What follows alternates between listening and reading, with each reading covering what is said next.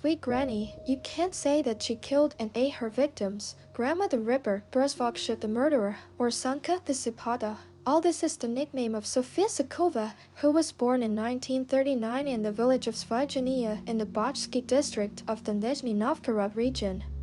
She had a difficult childhood. My father went to the front. My mother worked in the field. Sonya received almost no education and as a result worked for a long time on a pig farm. She lived later in the Khabarovsk Territory. There she met her husband, got married, and had several children, of whom only 2 survived. Neighbors and locals nicknamed her Sonya Sipatay because after the thyroid surgery, the woman's voice changed and he was a little hoarse. In 2005, Sofia's wife did not. Almost everyone in the house seemed to be afraid of her, but she kept in touch with several of them. She could, for example, come in and ask something. The woman constantly threatened the children, saying that she would kill them if they started screaming loudly. They even called her an ogre and said that she lures children and eats them there. Who knew it wasn't just a story? In 2005, residents of Zvyagina were shocked by the amazing disappearance of schoolboy Nastya. Even though she didn't see the children, she invited some people to tea, but because they were afraid of her, they immediately ran away. It was December 14, 2005. 8-year-old Anastasia Aleskimka was returning home from school with her friend Vika. The girl said goodbye at the entrance, and Nastya's grandparents were waiting for her at home. But she did not get there. Nastya entered the entrance, followed by a man and Sofia Zhukova, who had previously threatened Vika and Nastya that she would chop off their heads because they were making a little noise in the courtyard. He sounded the alarm and called Vika, but she said she had been home for a long time.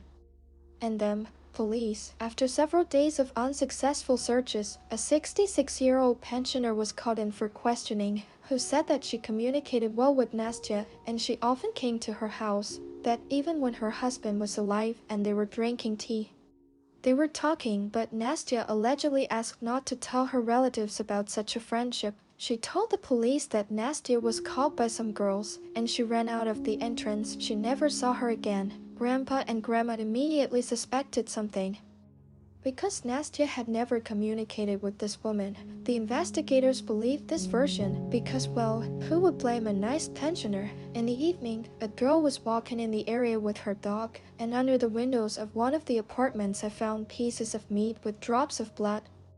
And I thought the meat was poisoned, because that's when the dog winter showed up. I called the police, but when they arrived, they saw only bloodstains and didn't pay any attention to it. On December 27, one of the residents of Khabarovsk was driving past the landfill and saw black plastic bags with meat.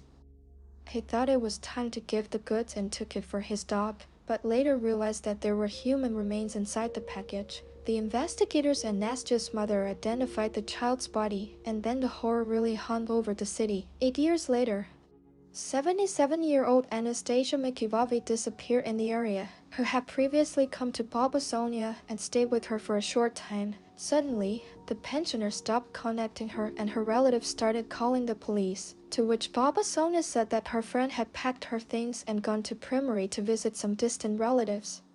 But Anastasia's relatives knew that she wasn't the one, so she doesn't have any relatives in Primary. She said that she tried to stop Anastasia, grabbed her bag with documents from her, but she left anyway. The most important thing is that Sofia stated that she saw her driving away from the window in a black car. But her window does not face this road. Drops of a woman's blood were found on the radiator, to which Sonya said that they had an argument the other day, and her nose started bleeding. The investigators again you all believed. Neighbors also said that after the woman disappeared, an unsociable old woman went to them and offered them a jelly that stank terribly. Neighbors said that Zhukova often went back and forth and threw out the trash. It is black plastic bags. Who's going to arrest the dear old lady anyway? The final victim of Sofia Zhukova was 62-year-old janitor Vasily Shlyakoch.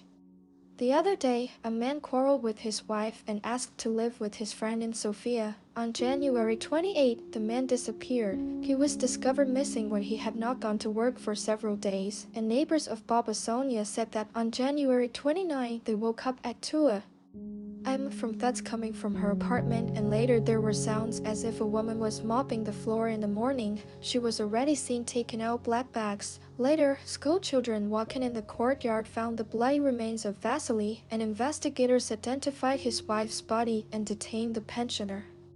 Blood was also found in the woman's apartment, including on Vasily Shlyakach's axe, and then Anastasia Mikivovi's blood was also found. When she was called to the police, the woman denied everything, said that the blood belonged to Anastasia Mikivovi, and she did not even know the janitor. After being arrested for several days, she confessed and offered a new version of the murder. Allegedly, the janitor, on the eve of asking to stay with the woman, brought another friend to her, and they raped her together. Vasily's friend allegedly ran away. She tried to get Vasily out, but he wouldn't leave, and she had to kill him. In the middle of the night, she explained that she was allegedly cooking borscht, being imprisoned with her cellmates for several days. The woman told them the real versions of the story, and also said that the body of a little girl was allegedly thrown out of the window to be dragged away by dogs. The cellmate immediately told the investigators everything. She was proud of her crimes, and at first she did not admit her guilt in court, and later she said that the little girl was to blame for her murder. She said that she was homeless, and her parents did not take care of her upbringing in any way, and her parents also blamed her, but Sofia never heard her verdict.